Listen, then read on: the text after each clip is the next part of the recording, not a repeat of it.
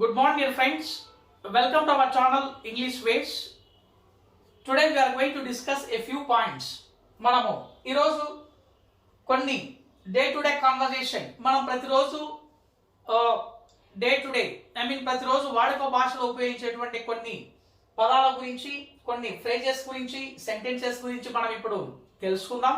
అది ఎలా అనేది మనం ఇప్పుడు తెలుసుకోవడానికంటే ముందుగా please subscribe our channel to update your knowledge and skills. Okay, now let us see.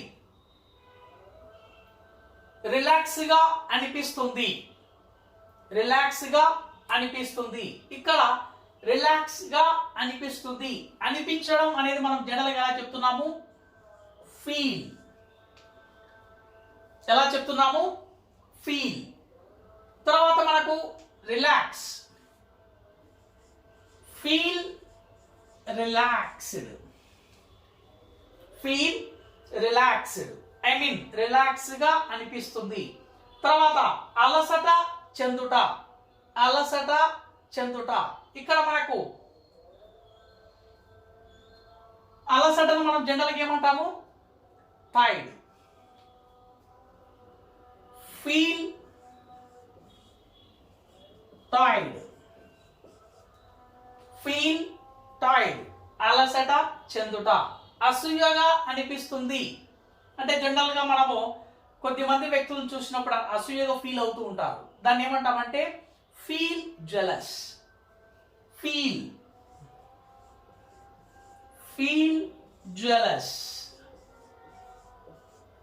Feel jealous అంటే అసూయ, వాట్ యు కాల్, అసూయగా అనిపిస్తుంది, ఆచరణాత్మకంగా అనిపిస్తుంది. ఫీల్ ఆచరణాత్మకంగా, practically.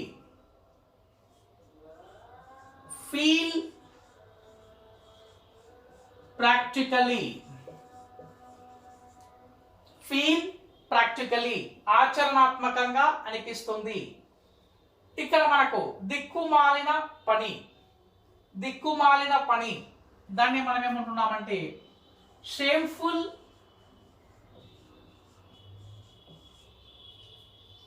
Shameful act. Act means పని. ఇక్కడ మనకు షేమ్ఫుల్ యాక్ట్ అంటే దిక్కుమాలిన పని. సిగ్గుచేటు, షేమ్ఫుల్. సిగ్గుచేటు, షేమ్ఫుల్. ఎంత పట్టుదల, ఎంత పట్టుదల. ఇక్కడ ఎంత అన్నప్పుడు మనం ఎలా చెప్తున్నాము? How much, how much. దాన్ని మనము పట్టు వదలని విక్రమార్కుడు అంటాం కదా. ఎంత పట్టుదల, how much efforts, how much efforts. దీనికి మనం ఇంకొక పదం కూడా ఉంది, హౌ మచ్ పర్సివరెన్స్. పర్సివరెన్స్ చూడండి స్పెల్లింగ్,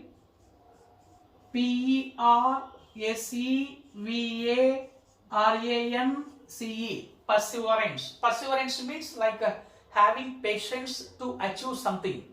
ఏదైనా ఒక దాన్ని పొందడానికి ఉండేటువంటి ఎఫర్ట్ ఆర్ పేషెన్స్, దాన్నే మనం ఏమంటున్నామంటే పర్సివరెన్స్ గా చెప్పుకోవచ్చు. అంటే మనం ఏదైనా పొందడానికి పలు ప్రయత్నాలలో, పలు మార్గాలలో ప్రయత్నిస్తూ ఓపికగా సంపాదించడమే పర్సివరెన్స్. దాన్ని మనం ఏమంటున్నామంటే how much efforts or how much perseverance. Next ఎంత నిబద్ధత, how much commitments, how much commitments, how much commitments. తొందర పడకు జనరల్గా అంటూ ఉంటాం పేరెంట్స్ పిల్లలతో కానీ, లేదా టీచర్ స్టూడెంట్స్తో కానీ, లేదా ఫ్రెండ్స్ తన తోటి ఫ్రెండ్స్ చెప్తూ ఉంటాం తొందర పడవద్దు, తొందర పడవద్దు అని. Don't hurry up, don't hurry up, తొందర పడవద్దు. మంచిగా ప్రయత్నించు. ప్రయత్నించడం అనేది ఎలా చెప్పొచ్చు? ట్రై. మంచిగా అనేది better, that's all. Try better, try better. Try better. ఎన్నిసార్లు చెప్పాలి? జనరల్ గా మనం ఇంట్లో ఉపయోగిస్తూ ఉంటారు. ఎవరు? పేరెంట్స్ పిల్లలకి చెప్తూ ఉంటారు. ఏదైనా ఒక చిన్న మిస్టేక్ జరిగినప్పుడు కానీ, లేదా ఒక వస్తువును పగలగొట్టినప్పుడు కానీ, ఎన్నిసార్లు నీకు చెప్పాలిరా అని పేరెంట్స్ పిల్లలతో అంటూ ఉంటారు. దాన్ని ఎలా చెప్పాలంటే how many times to say, how many times to say, how many times to సే, ఎన్నిసార్లు చెప్పాలి. దేని కొరకు, ఫర్ వాచ్, దేని కొరకు, for watch. Very simple expression. మనం జనరల్ ఉపయోగిస్తూ ఉంటాం. ఏదైనా ఒక వస్తువు తీసుకోవాలనుకున్నప్పుడు అప్పుడు మన ఫ్రెండ్స్ అంటారు అది దేనికోసం, దేని కొరకను. అప్పుడు ఎలా చెప్పొచ్చు అంటే ఇంగ్లీష్లో ఫర్ వాచ్. అంటే ఇక్కడ మనకు గ్రామర్ అనేది అవసరం లేకుండా వెరీ సింపుల్, కామన్ గా డే టు డే కాన్వర్సేషన్ లో ఉపయోగించేటువంటి వాక్యాలు. అవి మనకు రిలాక్స్డ్ గా అనిపిస్తుంది, ఫీల్ రిలాక్స్డ్. అలసట చెందుట, ఫీల్ టైర్డ్. అలసట చెందుట, అలసిపోవడాన్ని టైర్డ్ అంటాం, టైర్డ్. అసూయగా అనిపిస్తుంది, ఫీల్ జెలస్. అసూయ మీన్స్ జెలస్. ఆచరణాత్మకంగా అనిపిస్తుంది, ఫీల్ ప్రాక్టికలీ. ప్రాక్టికలీ మీన్స్ ఆచరణాత్మకంగా, ఆచరణాత్మకంగా అనిపిస్తుంది. తర్వాత దిక్కుమాలిన పని, షేమ్ఫుల్ యాక్ట్ అంటూ ఉంటాం. జనరల్ గా కొన్ని అనవసర పనులు చేసినప్పుడు పనికి మాలిన పని లేదా దిక్కుమాలిన పని అని ఉంటూ ఉంటాం. దాన్ని మనము షేమ్ఫుల్ యాక్ట్. తర్వాత సిగ్గుచేటు, సిగ్గుచేటు, షేమ్ఫుల్, షేమ్ఫుల్. ఎంత పట్టుదల, how much efforts, how much perseverance. ఎంత నిబద్ధత, how much commitments, how much commitments.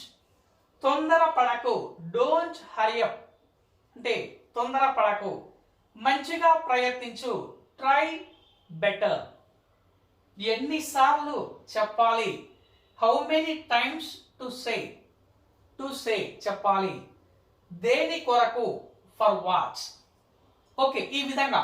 Okay, ఇక్కడ మనకు ఆచరణాత్మకంగా అనిపిస్తుంది అన్నప్పుడు మనం ఏం చెప్పాము, ఫీల్ ప్రాక్టికలీ.